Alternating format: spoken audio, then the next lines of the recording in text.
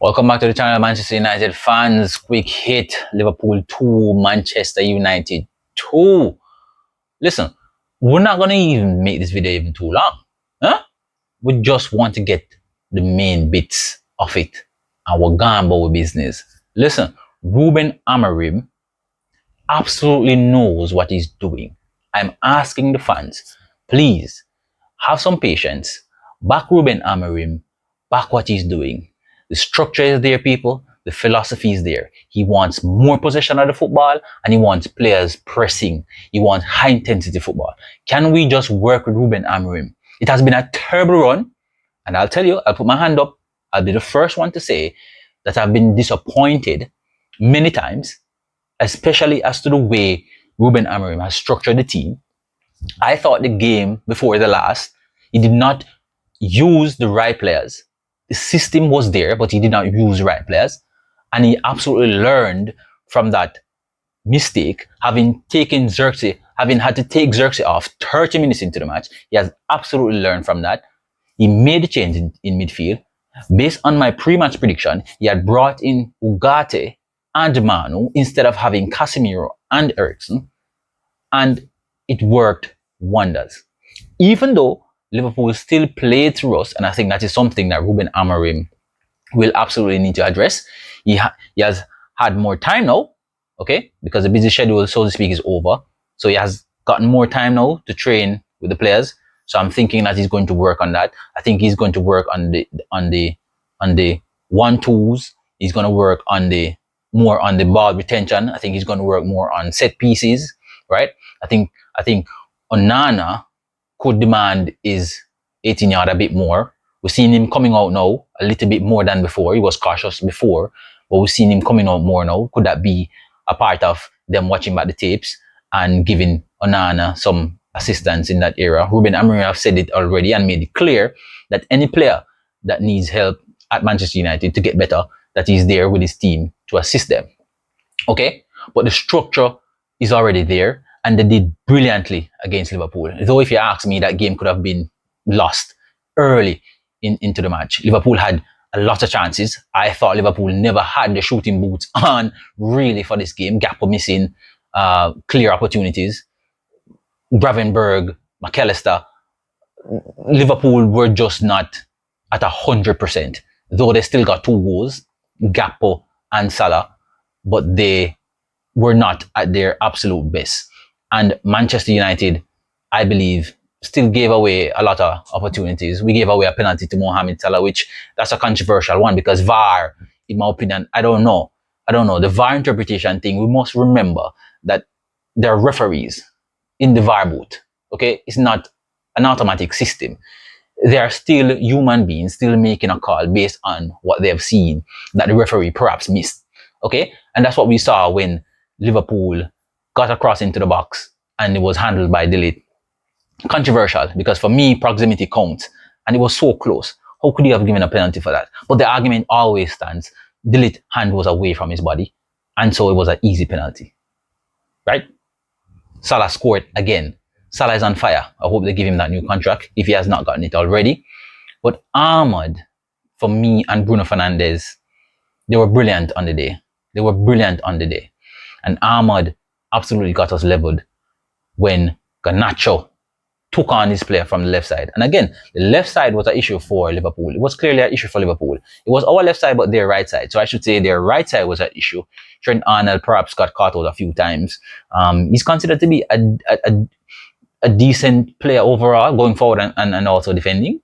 But on the day, Trent Arnold and a few of the Liverpool defenders, they didn't do such a wonderful job defensively.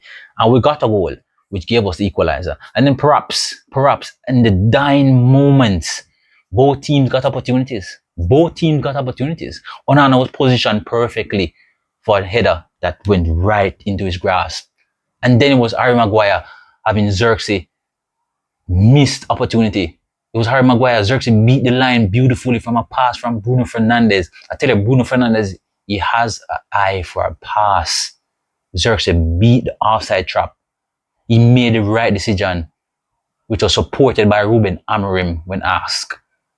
Xerxes made the right decision by passing that ball to Harry Maguire. But if you look at the replay, you saw where the ball took a bubble.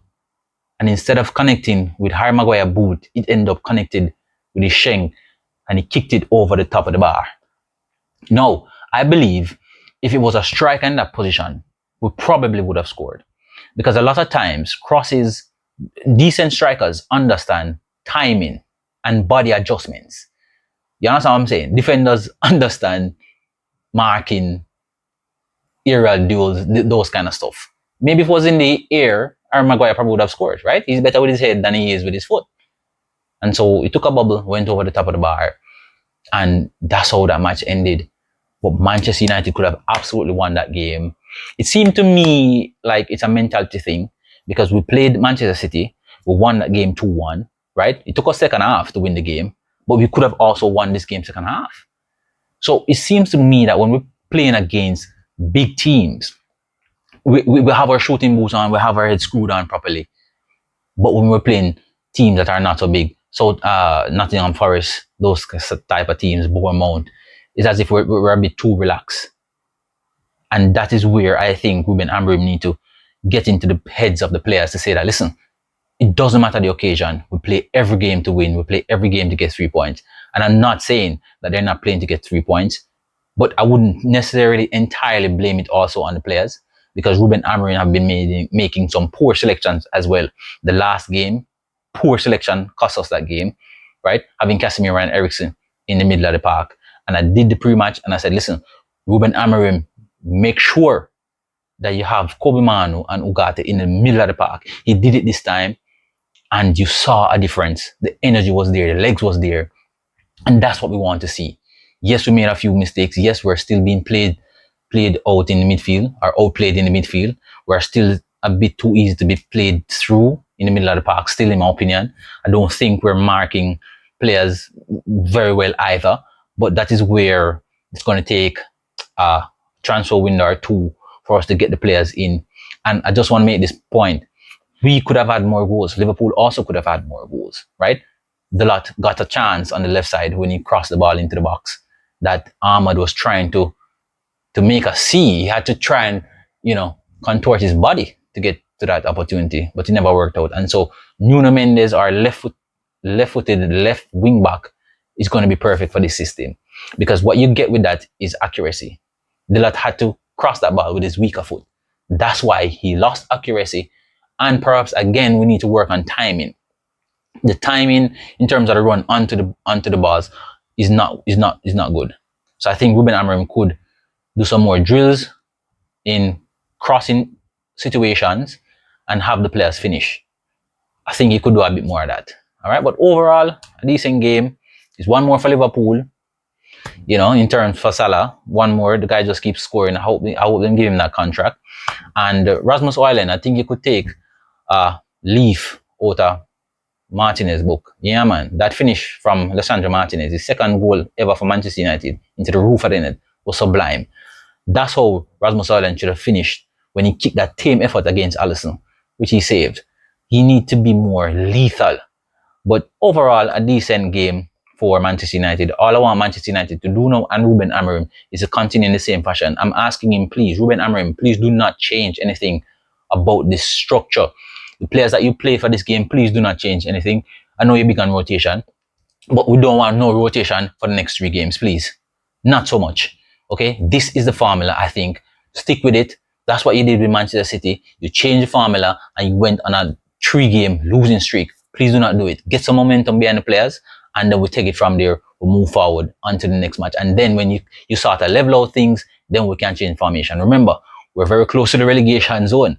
We can't take any risk, any chances, Ruben Amorim. So, there you have it, people.